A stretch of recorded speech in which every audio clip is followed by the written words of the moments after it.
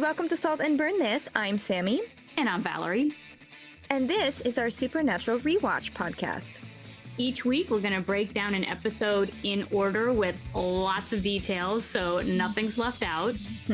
And we throw in some personal nuggets and stories and research to mix it up just a little bit. Because not only are we fans of the show, but like Sam and Dean, we've also had our fill of road trips. Yeah, but for theater, not for hunting ghosts and demons. And not in a super sexy muscle car. Anyway, shall we? We shall.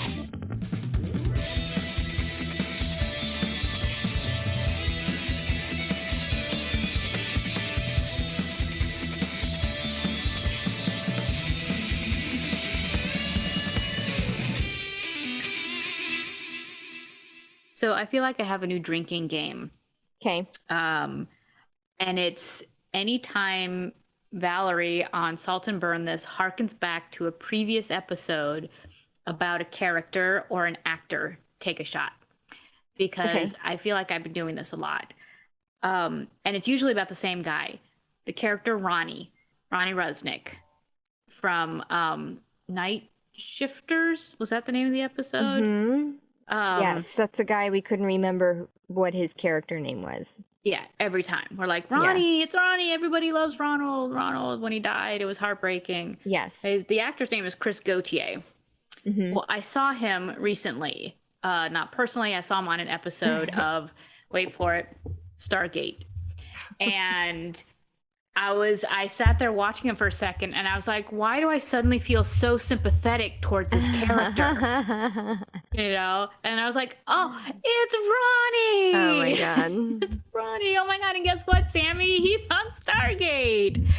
So that could also be a drinking game, is a Stargate reference. Maybe if anyone has gone back and started watching Stargate because you've heard me mention it, you know, let the people from Stargate know, and then they'll let me know, and I can start getting some, you know, Stargate swag. Yes, exactly. Sorry, I'm trying to. The new microphone is cool, but it's a little top heavy. Wobbly? Yeah. I just need to figure out what to do with it. Okay. I don't know if you can hear it, but the noise that you're making on the microphone is doing that weird, like, you know, ear tingly thing. Yes, exactly. ASMR. How do you always remember what that is? Because I'm a YouTube junkie and it's everywhere on YouTube. I don't personally watch it. It's not really my thing. It kind of makes me, it gives me like a gag reflex or something. There are some things I like. There are some sounds that I do like.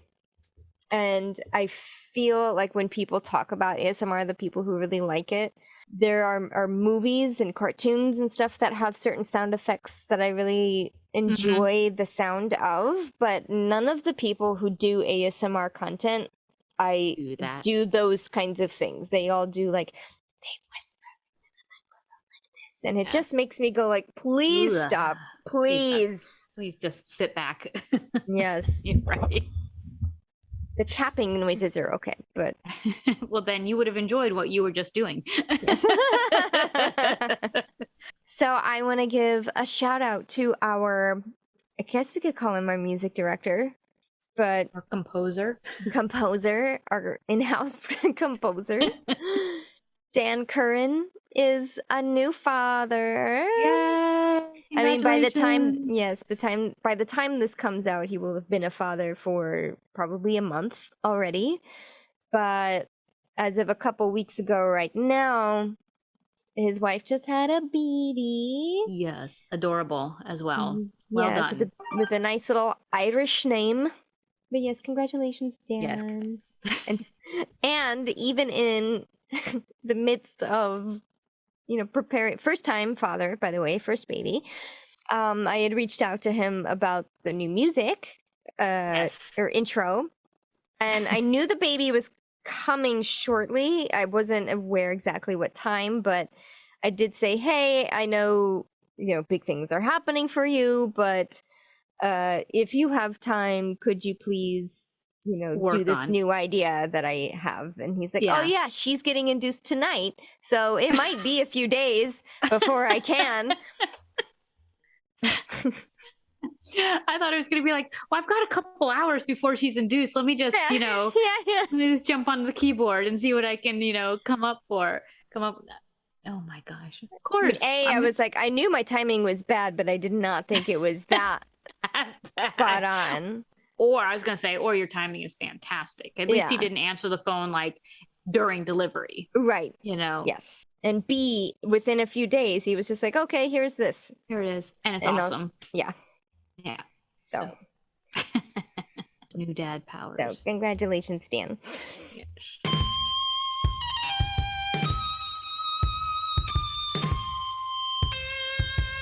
I was going to say, are you ready for the new season? Yes. Yes, I'm so ready. And it snuck up on us, but I am so ready for it. Yeah. I'm so ready for it because I don't know what happens this season. I've seen it, but I don't remember what happens. Right. And so I'm not waiting for, I know there's a bombshell, but I don't know what it is. So I'm not waiting for it. I just want to watch this season because of how season 3 ended. Dean going to hell. It's like, bring it on. Mm-hmm. I want to see this. I'm so hooked. I know. Hooked to see this season. And I have to say, they really stepped it up this first episode. Like watching it, I was like, wow, I don't know what exactly it is that they did different. Yeah, I can't put a finger on it, but it is chef's kiss. Yes. Pacing, energy. I also think it's a little bit brighter. Yes, like, and I think that was probably a network being like, stop making it so dark. Depressed. Yeah. And I don't mean to be like, bam, it's brighter, but I just mean I noticed because again, doing the social media stuff, I'm spending more time on the individual episodes. Yeah, and on you're like, scene I don't scene. need to zhuzh it so much. Exactly. I am not having to edit the quality for Insta. So our recap, we open with an AC/DC song. You shook me all night long. I never knew the title of that song. I just know what it is. Shook Me All Night Long by AC/DC. I didn't even know that they said shook me all night long. I just know the all night long. Oh. Yep. You shook me all night long. Cool. Well, over this song, it's just like all of the sweet ass moments from the last season, and I think even the ones prior. It's kind of a nice little montage of the most gruesome murders, the most killing moments for Sam and Dean. Yeah, grammable. Monster deaths or it's like captures. The road so far. Yep, the demon blade, Lilith trying to like light blast Sam, Dean in hell, Ruby, Lilith.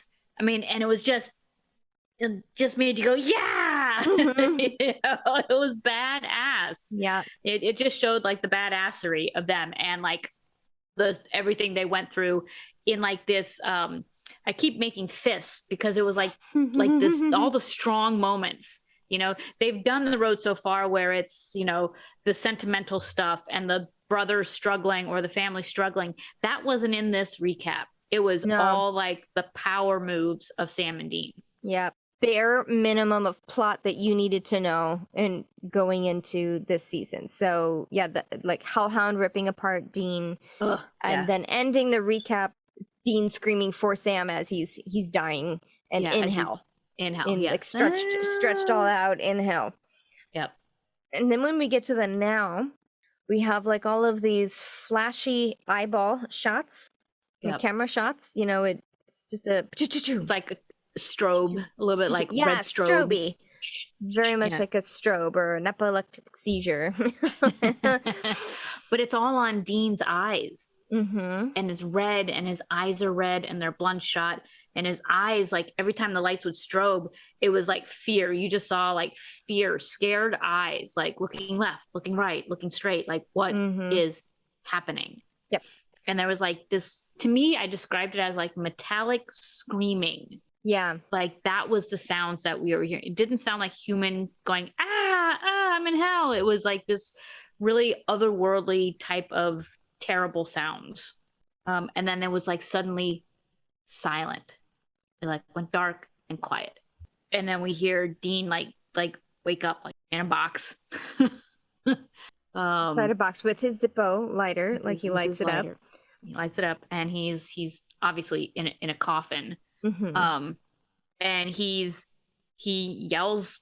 He tries to yell. His voice is just completely gone because he's been screaming in hell.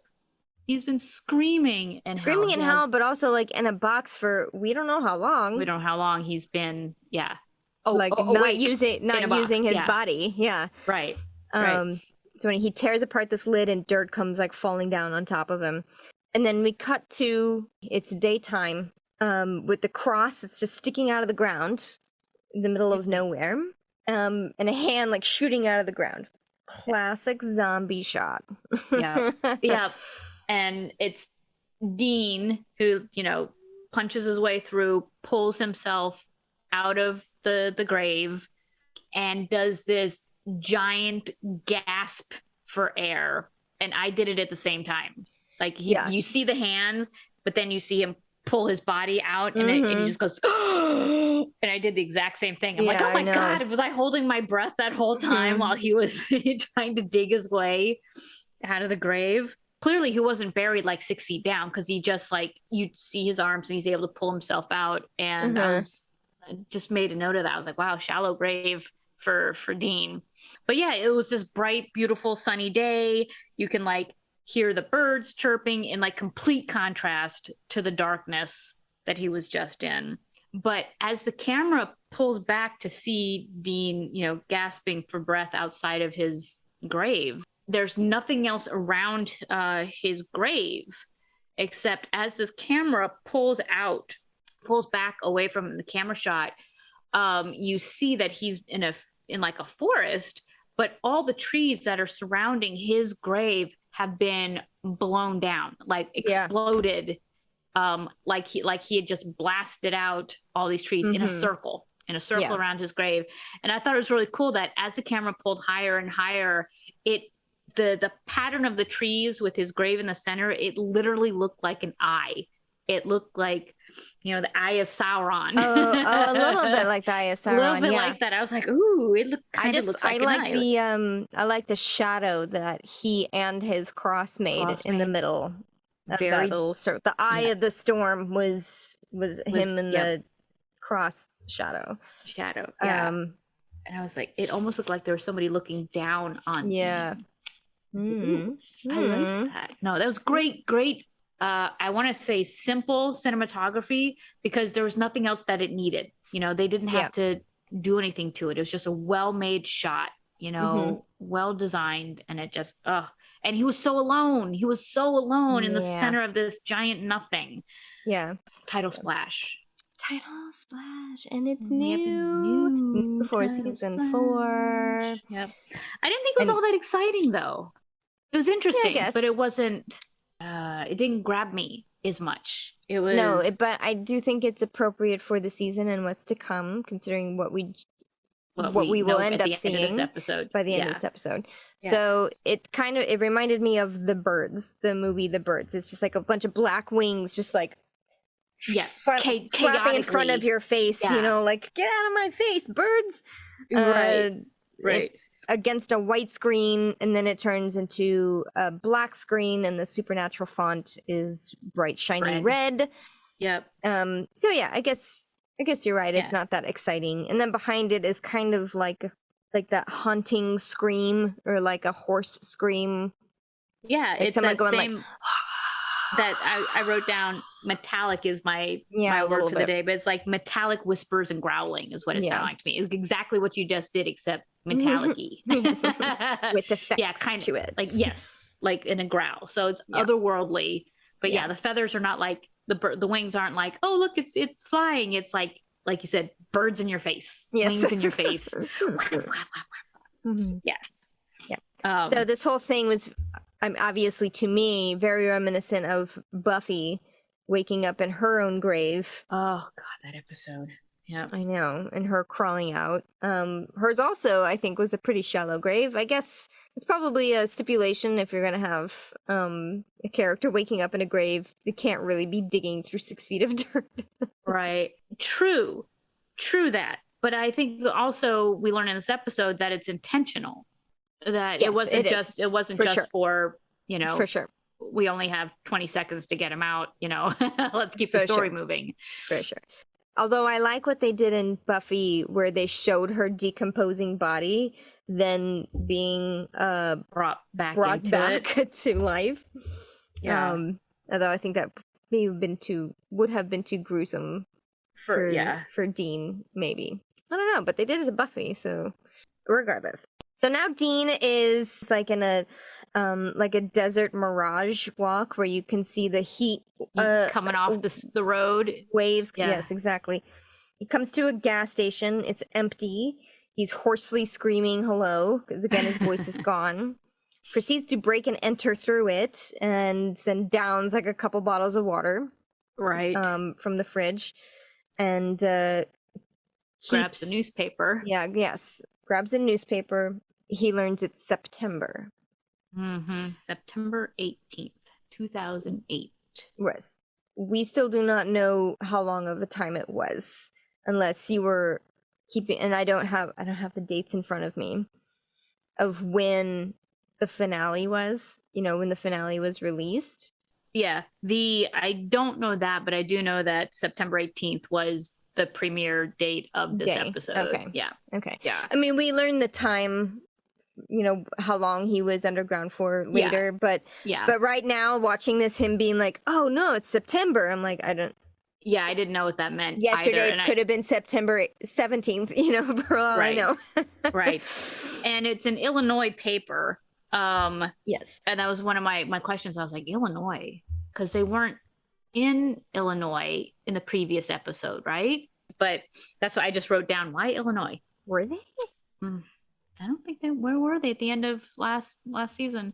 Let's see. Where was Lilith terrorizing that old family? Let me see. Indiana. Is what I have written down. Okay. So that was just that kind of plagued me a little bit throughout this episode. I was like, why Illinois? Why was he buried in Illinois? I guess they were hoping no one would remember, maybe. Right. So now that he has quenched his thirst, he's checked the date, he's checking himself out in the mirror, and notices that, hey, he has not torn to shreds, no, he as is a meat suit. Beautifully unscathed. Yes. He even lifts his shirt to check for claw marks. Thank you for that. Yes. The tattoo is still there, but his body is not torn to shreds.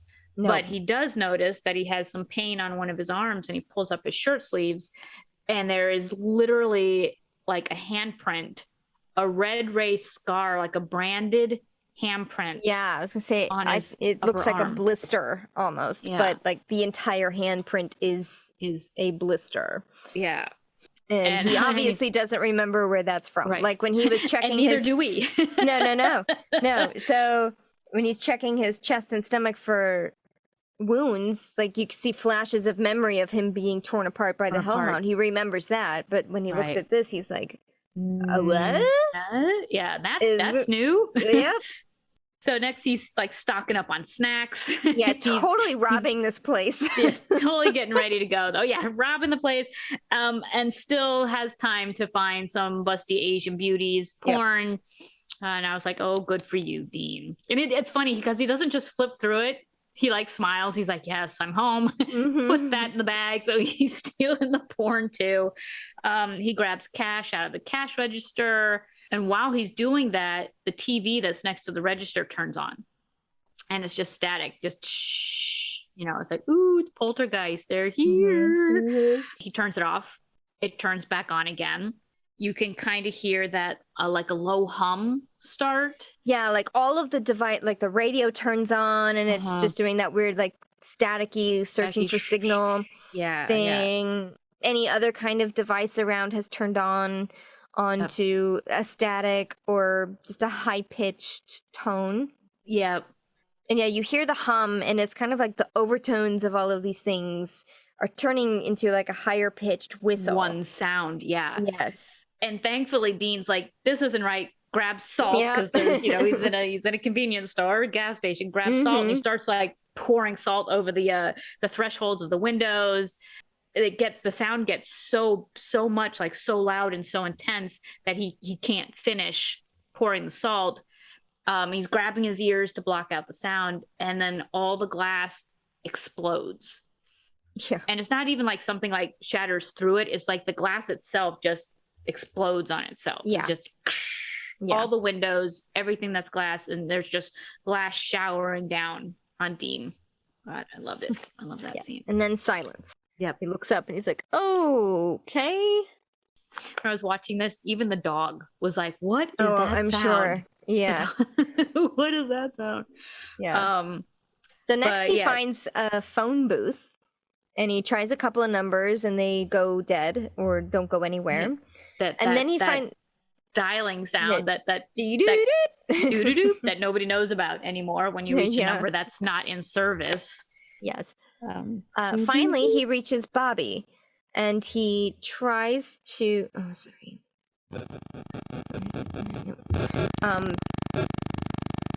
And he tries to just say like, "Hey, it's me, Dean. I'm back."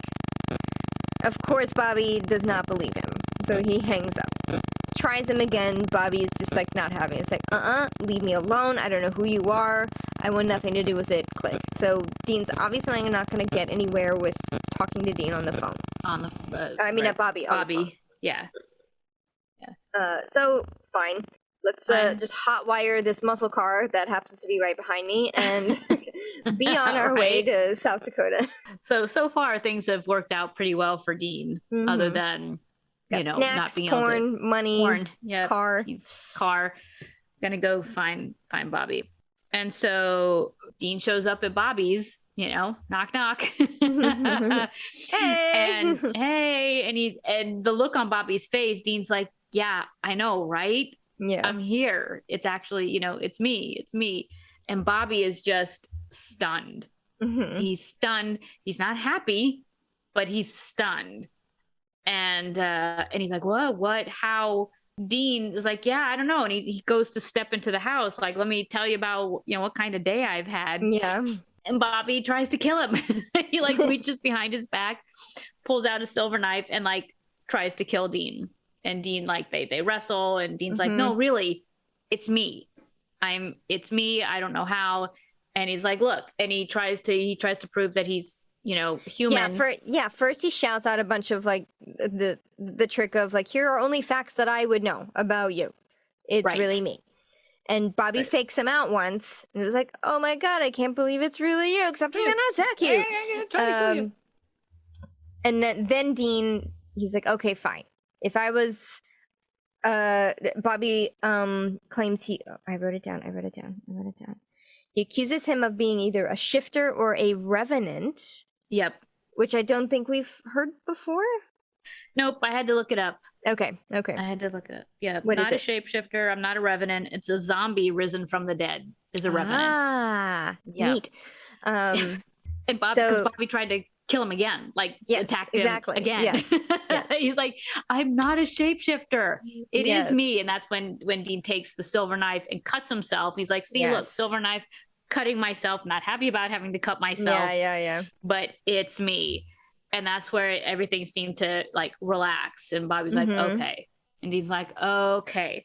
So let me tell you how to. And then Bobby does one more thing and douses him with holy water. And which I love because this also becomes a thing in Supernatural. Yes. It's just when all else fails, you still have to douse somebody with holy water. That and the knife thing. Like I made a mark of that where like this is the first time that someone has used a knife to like cut through their skin to prove they're not averse to silver or that it's like real blood or whatever it turns into to be.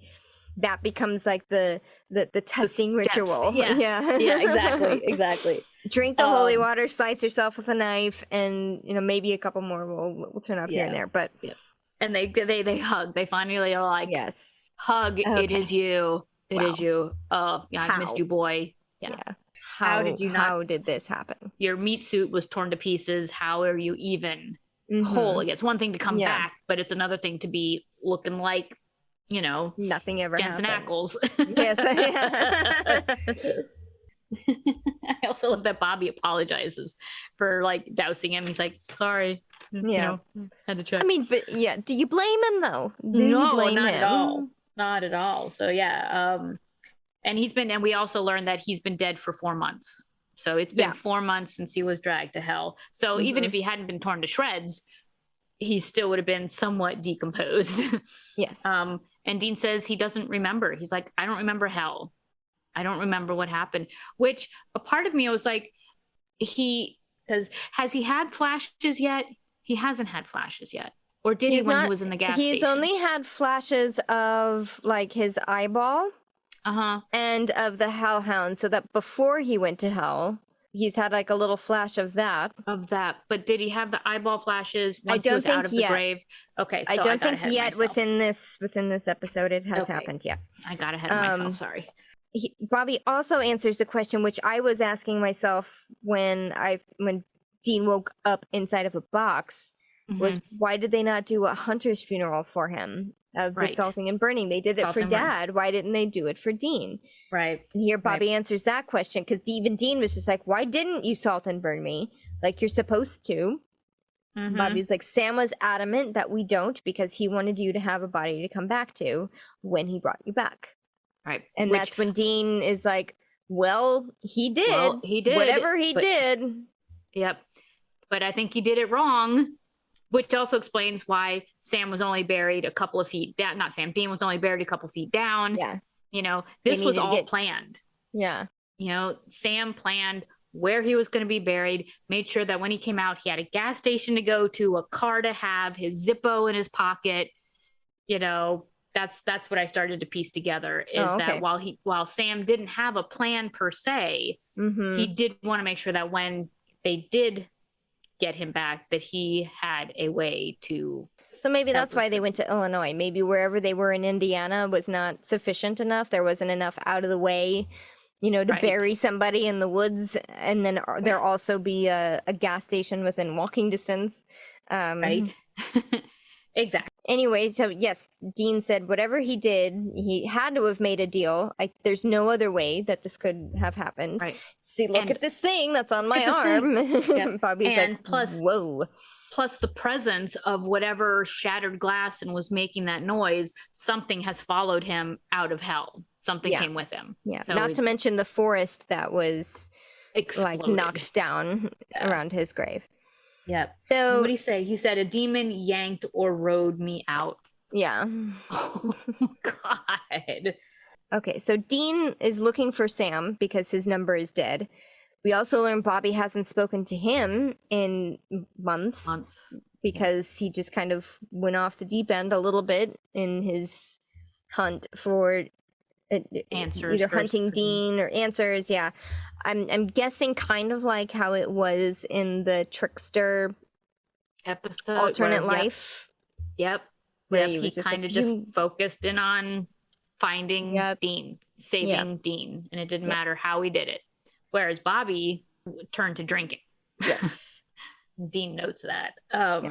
But so they can't reach Sam on his phone. So Dean does the old, call the phone company and quote, turn on the GPS, GPS thing. And what was the name they use? Wedge Antilles. Yeah. I didn't look that up. Star Wars character. Yep. He was one of the pilots who he actually was in a lot of the movies, a lot of the episodes.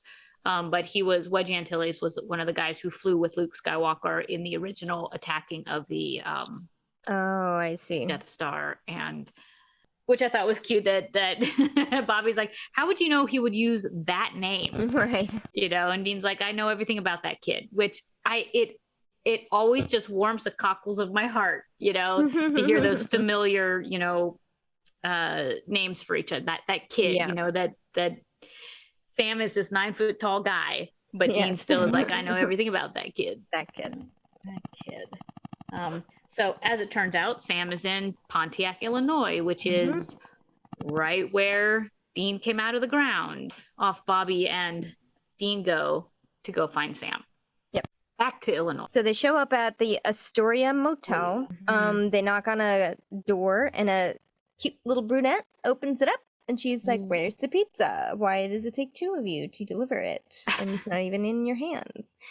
And they're like, "Whoops, wrong room." Until Sam comes from the other side of the door, or like from a different area of the bathroom or something. Yeah. And then here's like a little stare off where Sam just like kind of stops, like looks at Bobby, looks at Dean, looks at Bobby, looks at Dean. Is it and him? It's like a that was the last thing I was expecting, to show up at my door today.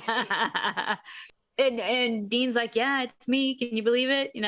Steps into the room. It's me. Hey, you Sammy. And Sam, hey, Sammy. And Sammy attacks him. Yes. And in the meantime, so Bobby's like, no, it's him. But, finally convinces Sam that it is Dean. Dean is back. And so now they go from weird fighting to hugging. And the brunette chick is like, "What? So are you guys the couple then? Should I be going?" Right, yeah. There's no pizza. By the way, I love that this girl was the same like jammy underwears that Jess was wearing, when we first meet Jess. A little bit, yeah. Yeah, so gay joke from the little brunette, and then she's like, "Okay, well, this seems like something I shouldn't be a part of. I'm just gonna go." Calls her the wrong name. Yes. Calls her Kathy. She's like, "I'm Christy." Yeah. So this hotel is like, it's a dive. It's got mirrors on the ceiling. It's got tiger prints, like leopard skin on the wall. It has that same tiger. This is a prop reuse. That same tiger picture that was in Andy's van. Oh, really? Yeah, that like velvet tiger. Yeah. They used again. The starburst, the sunburst is on the wall in there. So it's a seedy but large, love nest type of, motel, or hotel, which I think is in complete contradiction to like the reunion that just happened. Right. Brotherly love versus sex motel. Right. It's also generally not the type of motel that Sam would pick, I think. Right. That's definitely a Dean motel. Exactly. And Sam's motel is more, it's stripped down to the basics. Yeah. Yes. Very utilitarian. So Dean and Bobby are now realizing that Sam seems just as surprised to see Dean back as they both are, Yeah. But it doesn't stop Dean from like accusing Sam. Like, what'd you do? He's like, "All right, enough with this reunion. What did you do? Why am I back?" Yeah. And that's when Sammy's like, "I didn't actually do this." Yeah. I wish I did. I wish I had. I wish I had been the one to bring you back, but I tried. No demon would deal with me. I tried to open the Devil's Gate. Didn't work. And he's like, I'm only here because I tracked down like some demons because I was trying to track down Lilith. Right. Get some That's payback. the only reason. But I don't know why you are here. Yeah. But he says he's sorry. Yeah. Sorry. He's sorry that he failed. Yeah, but he's not looking Dean in the eyes while he's saying that. Yeah. But Dean's like, "You know what? It's okay. I appreciate that you tried, basically. Yes. And it's okay. Don't blame yourself that you couldn't get me back. Don't blame yourself." So he tries to take that burden off of Sam. Right. But if Sam did not bring him back, then what did? What did? And once again, the girl has left a bra behind. I wrote that down too. I wrote that down too. I was like, no. Girls don't leave their bras behind. This doesn't happen. Mm-mm. They fall out sometimes if you are balling up your clothes and leaving that way. But you don't. But she's wearing. If you're putting on your clothes. Yeah. Yeah. You're taking your bra or you're wearing your bra. Anyway, Bobby asks. Is trying to like feel out the waters with Dean, asking him, "Do you feel okay?" Like physically, you are fine, sure, but demony. Yeah, anything. Yeah. So damn it, Dean has to keep saying, "Listen, I'm not a demon. I feel fine." And this is when Sam gives back the Samulet to Dean. Yeah. Now I didn't know that he took it did he take it in the previous episode? No, I don't think that we saw it. I think that's just unspoken, like when he buried him, put him in the box, or I'm sure he took it off, and then it's like, it was very. I will keep this to give it back to him when he's back. Yes.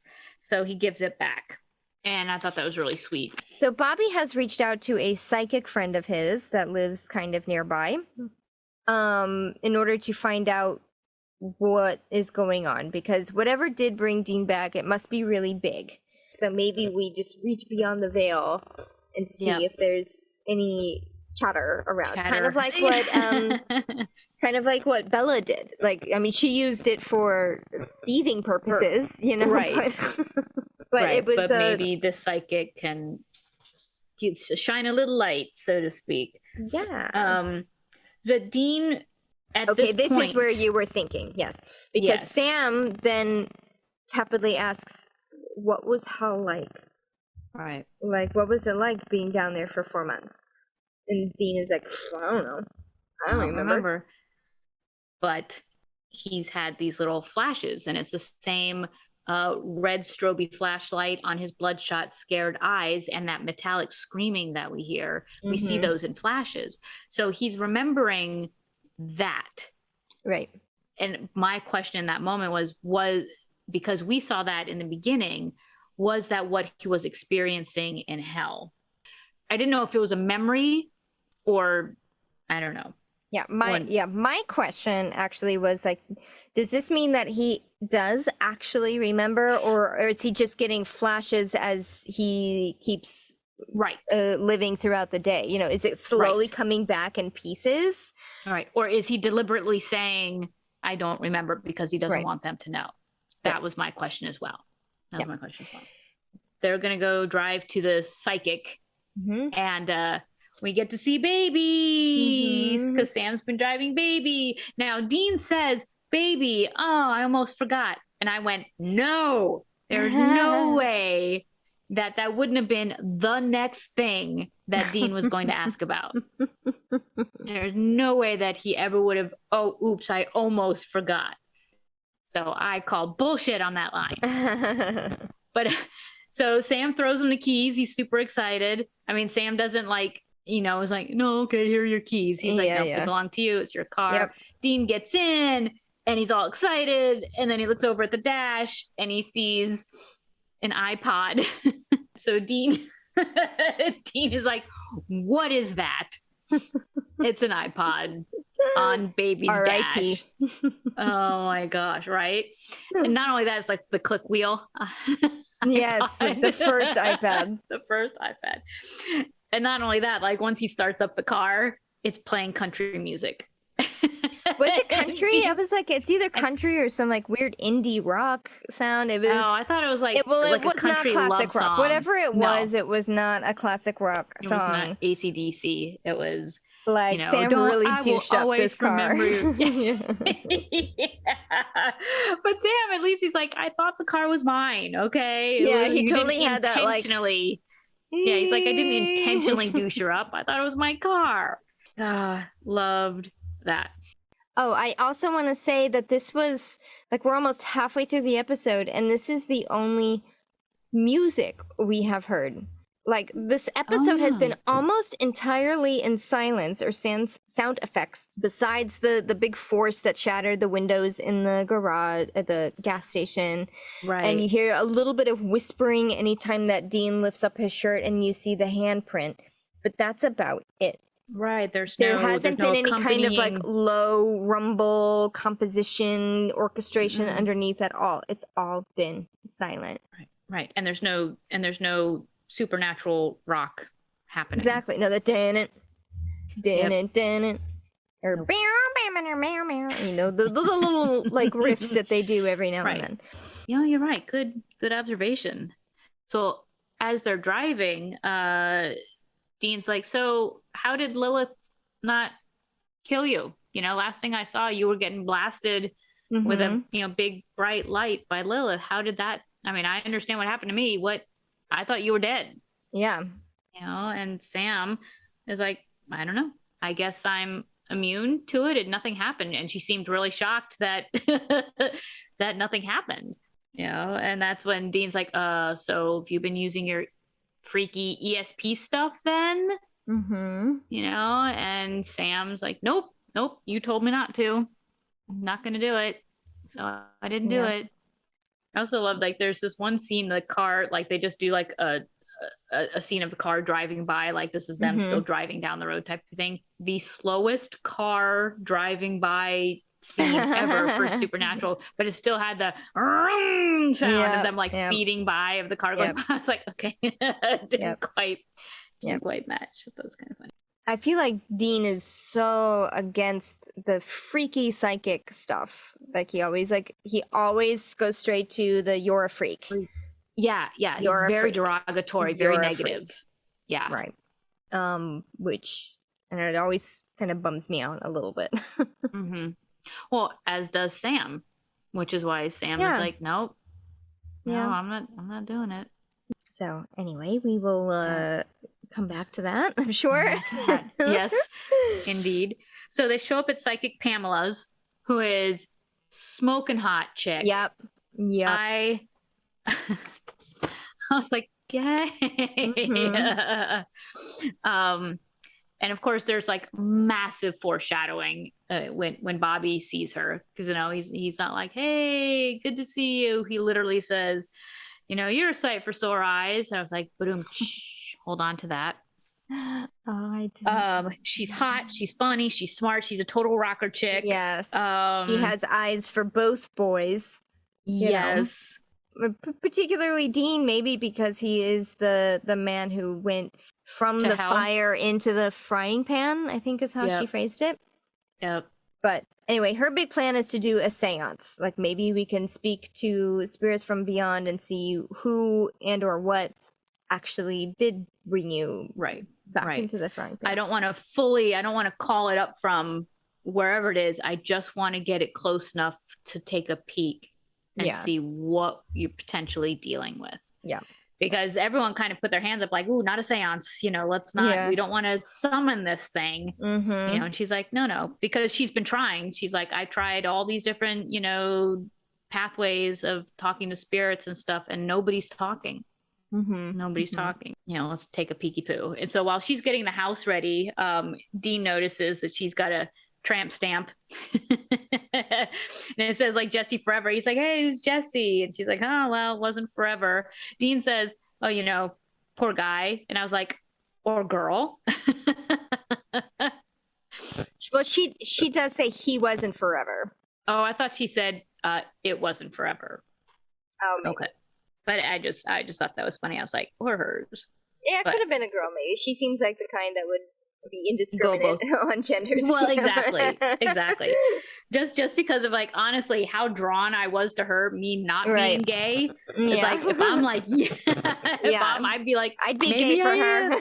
Yes, exactly. In fact, as soon as we're done recording this, I'm gonna go do some like arm workouts or something, because oh my God, her arms are like were amazing, killer.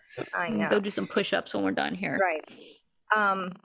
But anyway, she makes like some sort of sassy come on to him, and Dean is like, ooh, ouch, baby. And Sam is like, dude, she's gonna eat you alive. And he's like, bring it. Do you know where I've been? Right. And I like this. She comes by and she's like, don't worry, you're invited too, Mr. Grumpy Pants. Walks away, and Dean says, you are not invited. You are not invited. So they're sitting at the table, getting ready for the seance, and she's like, okay, I need to touch something that the mystery man brought back. And she obviously gets a little gropey because Dean is like, whoa, like, well, hey, they didn't touch me there. Yeah. And that's just like, oh wow, she is too much for Dean. She is too feisty for even Dean. He's just like, even Dean. Okay, Sam, maybe you were right. Maybe I don't really know what to do with this. Handle her. Yeah, exactly. But he's like, well, they didn't touch me there, but they did touch me here. And he shows the brand, brand on his arm again, the handprint. And so she takes her hand off his crotch, puts her hand onto the handprint, and they start the seance. Yeah, and then it's all business. Yeah. And while she's conjuring, there's clearly a lot of traffic that she's seeing or hearing, of like, interlopers. And finally she's like, no, I'm gonna keep, don't brush me off. I need to know what's going on. Don't brush me off. And then you hear her say the word Castiel. No, I'm not going to stop. I'm not going to stop. So we hear the name Castiel, which all of us now know Castiel. And it's trying to scare her off. Yes. Well, she mentions also, it's like, that's its name. And he's telling me to turn back and not to push it. But I'm almost there. I'm so close. I can do this. Yep. So she keeps conjuring. The table starts shaking. Wind starts blowing in the, in the house. The candles don't blow out. They flame up. Like bigger flames are now shooting out of the and all candles. the while, like, then everyone's like, stop it. That's enough. This is too much. And she's like, no, I can almost see it. And she keeps going and she keeps demanding, in her conjuring. And I forget what she says, but it was really powerful. I command you to come forth or whatever. And suddenly at the peak of this, she screams and like falls back. They all kind of push away from the table. She falls on the ground screaming. Her eyeballs catch on fire. Yeah. But like you said, like the candles like grow up, the flames like kind of, it turns into like flamethrowers almost, like these candles. And as she's screaming, mid-scream, you see her eyeballs catch on fire burst into in flame. her face. Yes. Yeah. And blood starts dripping down out of her eyes, and she's on the floor screaming. And when the smoke has cleared and now we see her face and her eyes have been like burnt out. Yes. And she's screaming, I can't see. Yes. And it kind of took me by surprise to hear Bobby say, call 911. Right. Because that's whatever just happened was so supernatural, but he was still instinctually in the natural world saying, oh my God. Yeah. She's hurt. We need to get her to. Yeah. This is a massive physical wound. And call 911. We can't do this. Yeah. Right. But her eyes have been burnt out of her head. So that ends that seance. Yeah, what the fuck was my... God, it was huge. It was just so big, that moment. So the next thing we see is Sam and Dean are at a diner. And I guess they're just game planning since they had to take, Pam to the hospital. They're like, well, now what? Now what do we do? And so she is alive and in stable condition, but blind, obviously. Yes, right. Dean wants to try it again. This is the next big bad. We got to go after it. And Sam's like, no, we should not. I'm thinking we should not be going after that. Instead, let's talk to some demons. Let's find out if they know. Right.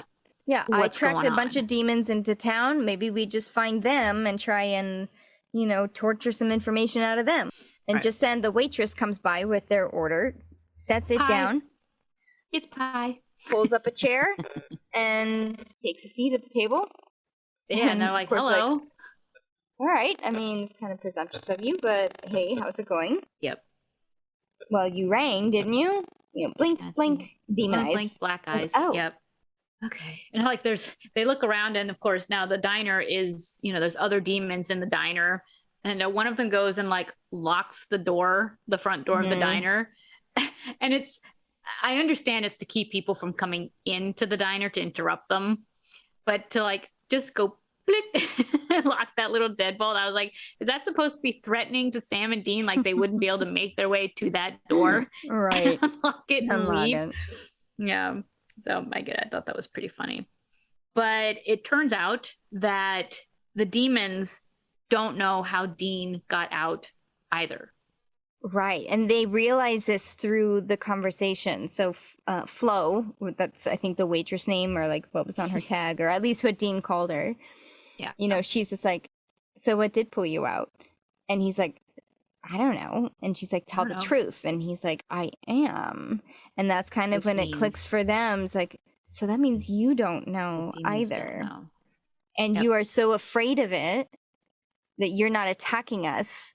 Because they want answers too. Yeah. They want answers, and they're scared of it, because that means whatever pulled me, meaning Dean, out is like way more powerful or bigger or than what they've been dealing with. Yes, because otherwise they would have attacked them then and there. Right. And Dean turns full on dominatrix on this demon. He just open palm, yes, slaps Flo across the face. Well, first he's like making threats to her, you know, being like, "You're scared," and she makes, you know, a typical demon threat, like, "I'm gonna pull the lungs out from your throat." Yeah. And he just leans forward, like, "I'm inviting you. I'm inviting you." And you can see the demon like being very cagey. Yeah. Scared. Should I? Yeah. Yep. Slaps her across the face a couple of times. Yeah. Throws twice. money on the table. Yeah. It's like, here's money for the pie, you know. And they walk out. Obviously, they unlock the door and walk out. But once they leave the diner, they're like, Dean is like, whoa, that was close. Mm-hmm. Like, that was all bravado on his part. You know, he didn't have a plan past, you know, smart mouthing his way out the door. You know, and he's like, we need to just not press our luck. We need to leave. We need to get out of here. But Sam now has flipped and said, no, we need to go back in and we need to kill them. Yeah. Because they're demons. We're hunters. We need to take care of that. Kill them all. And Dean's like, nope, good thing I'm back in town. The smart brother. We're going to leave the demons and go, you know, figure the rest of this out. We're not going to go get ourselves killed by stepping back into a nest of demons. Back at the hotel, Dean's asleep and Sam is sneaking out, takes the Impala. So Sam obviously is going to go back and... going to do something. So in the room, Dean's asleep with books on his lap. The TV turns on again. It's a very similar scene to what the gas station was, where the TV turns on, it's static. Another device turns on, it's static. The high-pitched tone comes back. Dean grabs this gun, looks over to the bed and sees that Sam is gone. Great. So Dean is there, like, prepped with the gun, ready to shoot whatever is happening. But then the sound gets so loud that he has to use his hands to cover his ears and has to drop the gun. And it gets so bad that mirrors start not only cracking, but then shattering, and then falling down from the ceiling and almost crushing Dean. Yeah. Dean's ears are bleeding through his hands, and that's when we see Bobby come in and yell for Dean. At some point, it must have just like stopped, because then it cuts to Bobby and Dean in the car driving away. So Dean calls Sam, who says, you know, like, "Oh, I couldn't sleep. I went out for a burger." Dean says he and Bobby are grabbing a beer. Didn't want to tell him the truth because Sam would just try to stop them from summoning the big thing, which Bobby says is a very bad idea, even though they have the magic knife and an arsenal. Doesn't matter. Their stuff, yeah. And as it turns out, that Sam is not getting a burger. He's outside the demon diner. So the brothers are once again lying to each other. Yep, I said both are liar, pants on fire. Yep, exactly. I was like, and again, the brothers are back to lying to each other. Yeah. So at the diner, Sam goes in to, you know, kill the demons, but he sees the demons, at least one of them is dead on the floor with its eyes burnt out, like in a puddle of blood, with its eyes burnt out. Mm-hmm. And as he's looking at that, he's attacked by Flo, Flo the demon, who's also had her eyes burnt out. You know? Yeah. But she's like, I could smell your soul. Yeah, but they have a nice juicy fight scene. But it's brief, but juicy. It's a nice one. Yep. And he's like, what did this? And even in this state, she's like, I don't know. I don't know what did this. Yeah, she's really cryptic about it. She's like, it's the end. We're all dead. It's big. And then won't go further than that. Then her next answer is go to hell. Well, and Sam's like, okay. You first. Yeah. And instead of starting to, you know, chant an exorcism, he just reaches out and now can psychically pull the demon out of this girl's body. So she starts choking and the demon smoke starts to come out. Yeah, it's like pouring from her mouth and puddling into the floor. Sam isn't saying Chanting. a word, speaking out loud a word. He's just like got his eyes closed. It's like almost like he's casting a spell. Flo crumples down to the floor, and you can see the demon smoke like kind of burn into the floor and then disappear. And dissipates. Yep. And you're like, what? What? And Sam goes over to check on Flo, the girl, but I'm assuming she's dead. Yeah. I'm assuming she's dead. And I was like, did he just kill her too? Or did he just exorcise I think he went, the demon? And she's just she was so the body was beaten, dead. Well, right, because her eyes were burnt out of her skull. So I think he went to go check Flo's body to see, like, was the vessel still alive? No? Okay. Bummer. Right. And while he's down there, in walks somebody else to the diner. Yeah. And it's the hotel chica. Mm-hmm. It's the brunette Kathy / Christy.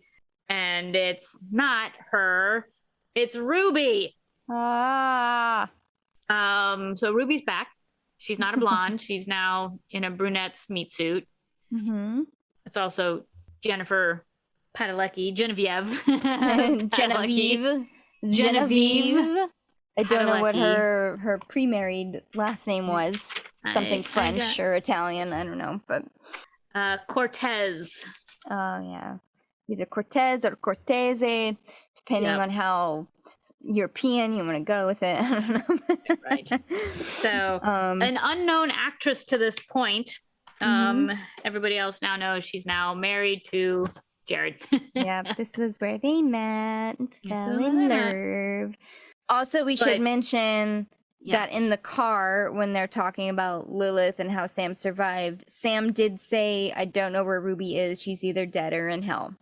Right. And she approaches and she was like, hey, good job with that one. And he talks to her as if this is not the first time that has seen her since then. He's like, what the hell? Ruby, what the hell is going on here? Yeah, no, he knows it's Ruby. He knows it's her. And they've obviously been working as a team for a while. Yep. But she says she still doesn't know what it is. Yeah. He's like, no demon did this. Yeah. No demon Something I've never seen before. It's way, way, way big. So dun dun dun. Ruby's back. Ruby and Sam are working together. So meanwhile, we are in, of course, a barn somewhere in the middle of nowhere.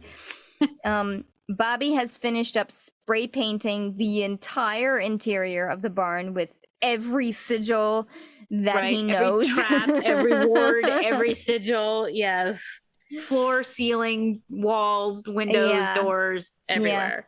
Yeah. Dean has laid all the trappings of everything he knows. We've got the magic knife. We've got silver things. We've got iron things. We've got the salty gun. We've got any possible combination of things. They are prepped for everything that they know. We're going to conjure. Yep.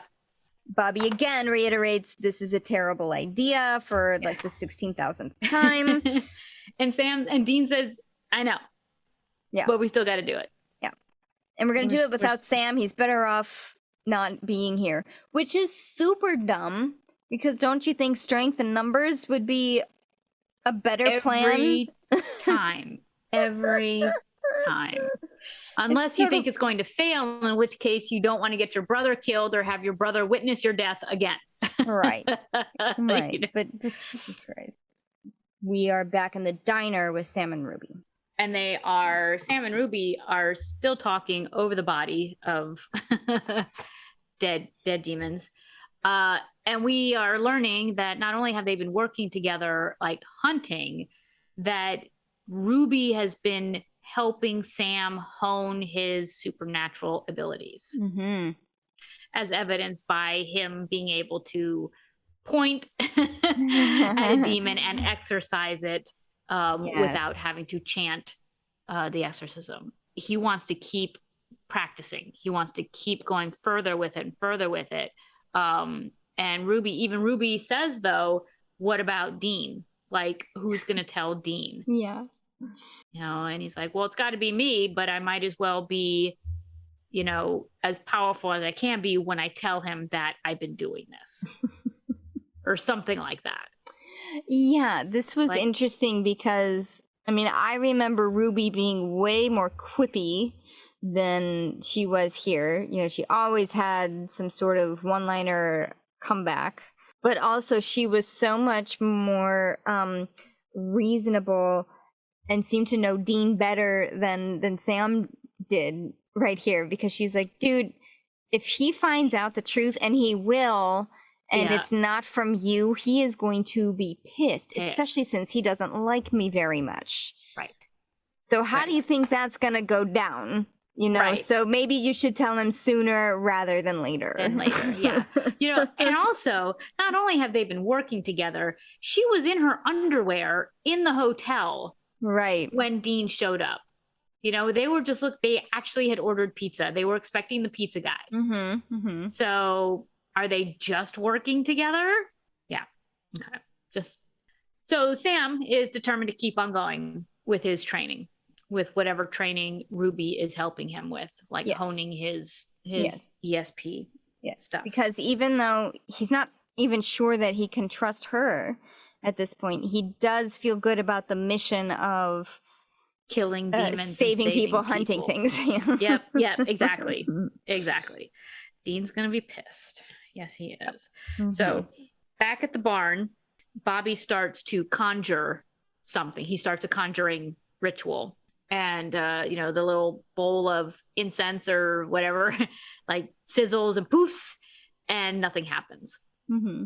And it's the old, are you sure you did it right conversation. Yeah, and then, that doesn't even deserve an answer from Bobby. He just glares, be like, are you freaking kidding me? Freaking kidding me. Because I also love that Bobby didn't even need a book. He just like does the conjuring. He's like, I know this. Yeah. And suddenly the roof starts shaking, or, you know, making noise.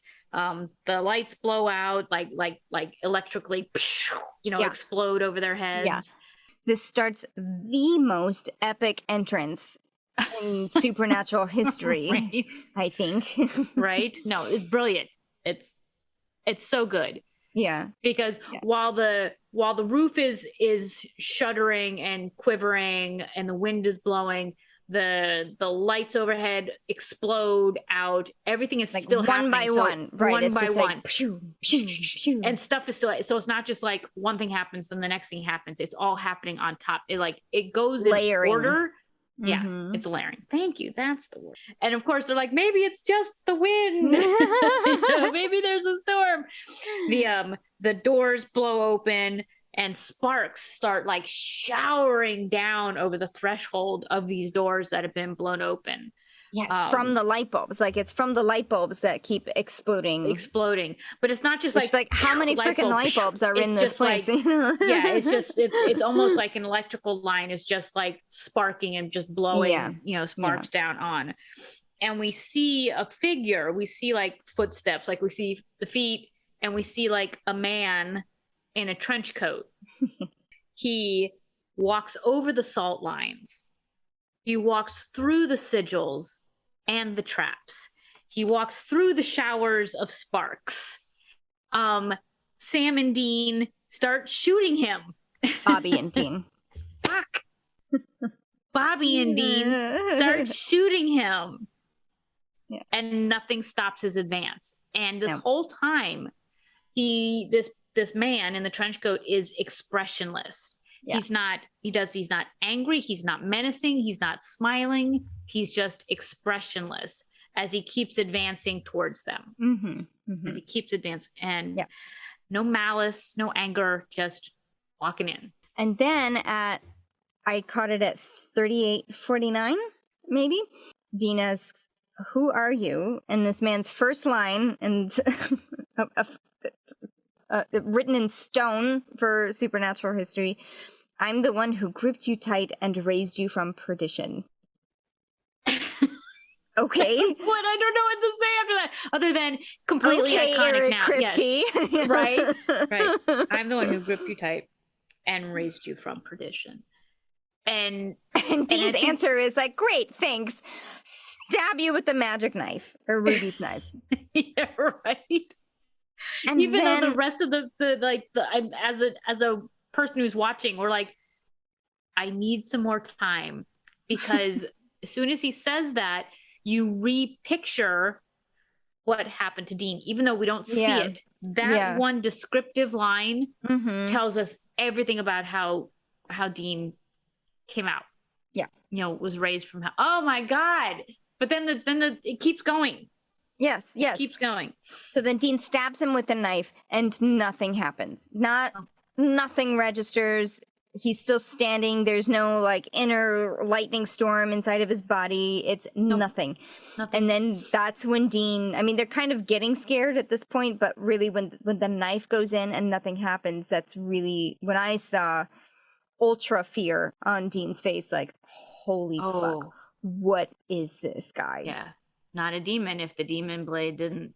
Yeah, and he even like just pulls it out and drops it on the ground and been like, no blood, nothing, just holes in his shirt. Yeah. Dean looks at Bobby and Bobby's like, I guess I'll attack him with my iron crowbar. Right. Which I don't know what that's gonna do after the knife did nothing. But... And it didn't do anything, because even without looking, Castiel was able to just wave him, block it. He grabs the bar without looking and then just presses 2 fingers against Bobby's forehead, and then Bobby crumples to the ground. Yep. And again, no malice on his face. He just is like, boop. It's like, this is, step 1, step 2, step 3, step 4. And then just we need to talk, Dean, alone. And then we cut to Dean is over Bobby's body, but then, checking his pulse and at the figure who we can guess is Castiel. He hasn't admitted it yet. He will shortly. Bobby, your friend is still alive. Don't worry. Right. But Dean is like, well, I am worried. Like, what the hell are you? What is going on? Who are you? Well, I'm Castiel. Yeah, I figured that much, but what are you? What are you? I am an angel of the Lord. And if we can remember back to, season 1? 2? Season 2. Season 2, and I forget the episode name, but it's the one in the church where they think it's an angel doing the things. Yeah, an avenging angel that's an killing. Avenging angel, yes. Yep. And Sam is like, oh my God, it's an angel. And Dean is like, there's no Angels such thing. Don't exist. They don't exist. And guess what? It wasn't an angel that was doing the things at the time. And here Dean is like, no, you are not an angel. There is no such thing. There's no such thing. I love that he knows about monsters, but doesn't accept that there are angels. Right. And Dean does not believe. And because Dean has no faith, and that is a problem, we get to part 2 of the most epic introduction of a character, where the thunder and lightning just start happening, and Castiel says, okay, here, I'll show you. This must be my favorite stylistic thing that Supernatural ever did. This reveal? Yeah. The reveal and the way they did angels, like, moving forward. Yeah. I'm like, this was fantastic. Oh my God. I don't think anything there's ever an angel in another TV show or movie ever again. It will not top this for me. Right. The lightning starts flashing, and then behind Castiel, in shadow, you see his giant wingspan cover the back of the barn. And it's like kind of scraggly feathers a little bit, Yeah, they're it's dark. not like, they're dark and they're a little bit molted. Yeah. Feathers, it's not like a nice pristine wingspan. It's a damaged wingspan a little bit. But it's in shadow. Yeah. And you only see it when the lightning strikes and you can see it. But you see it like unfurl. Yes. Yeah. So it's like lightning and you see it unfurl. And so the fact that it's like, what went into the artistic process to decide that we can't see it with our eyes. Yeah. But there's an angelic light that allows them to cast shadow. They're there, we can't see them, but the light does. Yes. It's just so cool. And and they shot it from below, so the camera's looking up at Castiel, a man with these giant wings behind him, and again, not angry, not happy, not mad. He's just completely expressionless. He's like, then I guess I have to show you what you're dealing with. Yeah. Amazing. I know. Amazing. I know. And I love it. And it's just so clever because having real wings on somebody would just be too clunky and too cheesy for a show like this. You're right. And iconic. I mean, look at what's behind me. Yeah. There it is. It's one of my favorite images is Castiel with his wings in his trench coat, looking like a holy tax accountant. Castiel explains a few things here. I didn't actually take a whole lot of notes after this point, I think just because I was watching and listening. But he explains that his voice and his true form are just too much for regular humans to take in. Yeah. And that is why Pamela's eyes exploded out of her head, and he feels bad about it, but he did warn her after all. It's like, no, you shouldn't look. Yep. That's why Dean couldn't hear him, because he was trying to speak to Dean through the loud, high-pitched TV That was his speaking voice. Mm-hmm. Yep. But also Castiel thought that Dean would be able to hear him because Dean, as it turns out, has been chosen by God. Yeah. We have work for you. Yeah. Heaven has work for you. Mm-hmm. And so it was actually Castiel's mistake thinking that Dean would be able to comprehend and hear and not be deafened by his holy or his angelic voice. Right. So at least he didn't get his eyes burnt out of his head. Yeah, that's a plus. Oh, and then Dean's like, well, how are you here now? Who is this that you are now? Right. And Castiel's like, well, this is a vessel, merely a vessel that I'm using to walk and talk to you. So you can hear me. Yeah. Yeah. It's like, you're possessing somebody? And he's just like, no, he prayed for this. It's fine. There's a deleted scene here that was on the DVD. I think got cut for time reasons, but Castiel explains that not all humans are capable of holding an angel. So he prayed for it, he gave his permission, but it takes a certain kind of human to hold an angel. Yeah, hold in the power of an angel. Oh, God, I wish I had seen that. I know. Because it makes sense much later. When things happen, but it would have been a fun little tidbit to know. So enter Misha Collins as Castiel. Castiel. What to say about Castiel? What to say, and other than just watch this character, this character, and watch what the introduction of this character does to the relationship of the brothers on Supernatural. Right. And just the show in general. Yes, exactly. Because Castiel was a little bit like Bobby in that he was not supposed to be a regular. I don't know for sure how many episodes he was supposed to be in, but he was not supposed to last nearly as long as he did. Yep. Which was the rest of the show. And even on episodes that he wasn't in, everyone's like, where's Castiel? Yeah, like, come on, he's coming back. I know. So tidbits about the character, or about, just some behind the scenes stuff, that Misha Collins was called in to read. When he read for the part of Castiel, he was told it was a demon. Oh. He was told he would be reading as a demon. Kripke didn't want anybody knowing that he was going to go the route of an angel. Smart. Yep. And so Misha read this as a demon, and he did his character research for the audition as a demon. The demon. Yeah. Which I thought was I don't know if I would be bummed out if, like, you got the part, they'd be like, oh, by the way, you're not a demon, but an angel. Not a demon, just the exact opposite. No big deal. Yeah. But yeah, he just didn't want people to know that angels were going to be a part of the storyline. But Misha, like, his real name, his unstaged name is Dimitra Tippins. Oh, I can't read my handwriting. Crap. It's a very Russian name, I think. It's very, yes, exactly. And I think Misha was his grandfather's name or nickname or something. So he went with Misha. he before this he was on 24. He had some ER episodes, CSI, NCIS, CSI New York.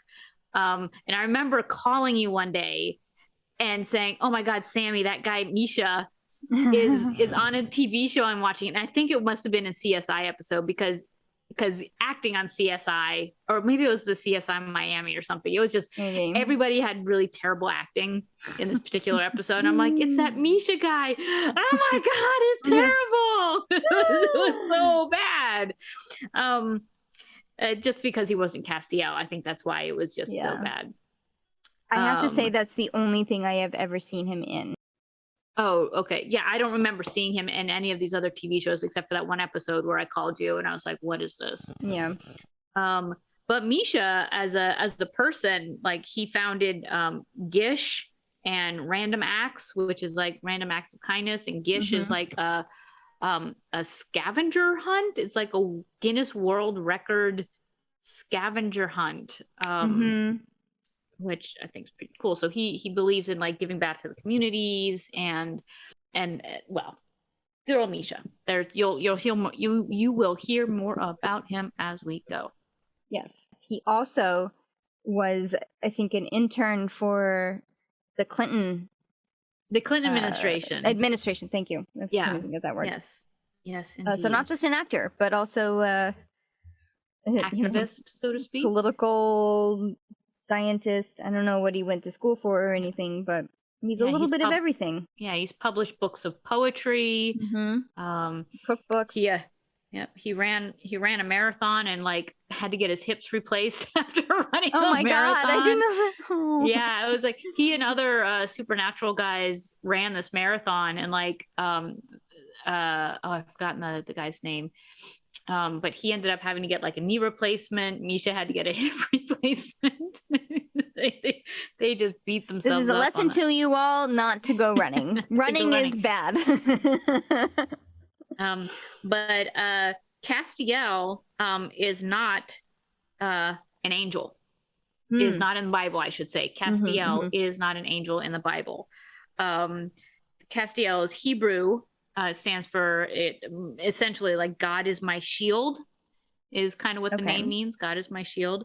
But Castiel, Cassiel, no T, is an archangel in the Bible. Oh, I see. So the rumor is that like Kripke like Googled that and then did his own. Wrong.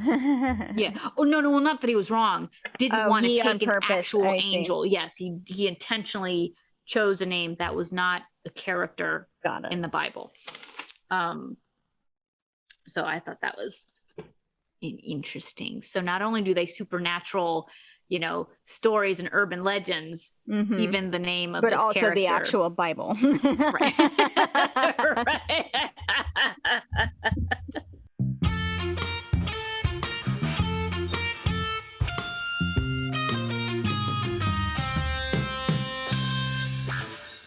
So season 4, episode 1. Yeah. Yep. I had to hit stop. I wanted to keep watching. Yep. Like you watch that and you're like, yep. Okay. Well, they ended that with, yeah. It was and instead of like Sam and Dean like closing the trunk going, "We've got work to do," boom, closing the trunk, it was Castiel saying, God has work for you. Like, oh, right. Okay. So no pressure there, Dean. So Sam is, and it's in a complete juxtaposition again. Sam seems to be going down a slightly dark path, working with the demon, but Dean, having just been raised from hell, is now on this like God path. He hasn't chosen to go on a God path, but he is now on a quote, path with God, with an angel. Right. Episode 2, let's go. I know. And even I would say that, Sam is choosing to be with Ruby, but I still think that he thinks it's a good way to go. Right. I don't mean that he is I don't think that he's turned dark. That's not what I'm saying. It's just that he's teamed up with the darkness of a demon, and Dean is teamed up with literally an angel. Yeah. So that definitely was not his choice. And he's definitely like, I don't even think angels exist. So Now I'll just show you my wings. Yes. Pew, pew, pew, pew. Okay, so I think we're in for a ride on season 4. I can't wait. Season 4. Let's keep going. Yeah. What's the next episode? The next episode is Are You There, God? It's me, Dean Winchester. Oh, stop. Did you read that book? Are You There, God? It's Me, Margaret? No. Okay, well, I'll talk about it when we get to that episode. Okay. I don't even have to research it. Thank you all so much for joining us on our season 4 opener. You can find us anywhere that you can find podcasts, and please rate us if a platform allows you to do so. That would be greatly appreciated. We are also on YouTube. We are slowly adding in our backlog. Thank you. Thank you so much, Chris, Thank to you. Valerie's nephew. My nephew. Because I did not want to do... He's got the bandwidth and we don't. I know, yes.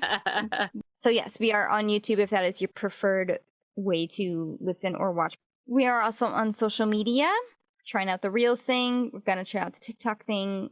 We are millennials / are you Gen X? I am Gen X. Gen X. I am Gen X. Happy birthday! Yay! Thank you. Oh my gosh, we should talk about that. Yes, go ahead. You got me the best. I mean, my family got me the best birthday, but you got me the best birthday present. Oh my God. I have to say that was all Shannon's idea. I have to give the credit to her. You know, she said, "Hey, do you want to go in on this with me?" And I was like, "Oh my God, this is genius. There's no way I could ever top that." Yes. Oh my God. All right. For my birthday, Mark Shepard, who is Crowley on Supernatural, who we will meet later in the series, sang happy birthday to me. Also sang my name the way everyone always sings my name, which is Valerie. Why don't you come on over? You know, the Amy Winehouse Valerie. Yeah. So he sang that to me. He read a little snippet about the podcast. He said he loves the idea of Salt and Burn This. He's like, that's really clever. And it was just the best. So he sang me happy birthday. He sang my name. He applauded the podcast, and it was wonderful. It was, you know, he was positive, he was upbeat, and he signed it off by saying, you know, well, if you excuse me, I have to go raise a little hell, and signed off. And it was brilliant. I loved it. It was so unexpected, and it was the best. It was awesome. Love Mark Shepard. Even when I saw it the first time, I was like, "Oh my God!" Yeah, so cool. It was amazing. It was amazing. It was amazing. It was amazing. I saved it. I watch it every other day on my phone. So thank you, Mark Shepard. Thank you, Sammy. Thank you, Shannon. Made my day. Made my day. Good. If not my whole birthday week. It was just perfect. That's awesome. It was super awesome. Yeah, thank you, Mark Shepard. Well, I don't really know how to switch from that. I guess we'll just say goodbye there, because it doesn't get much better than that, than Mark Shepard singing happy birthday to you. It was perfect. So yes, please join us next week for Are You There, God? It's me, Dean Winchester. And we'll do a recap on that. So we'll see you next week all. Bye. Bye.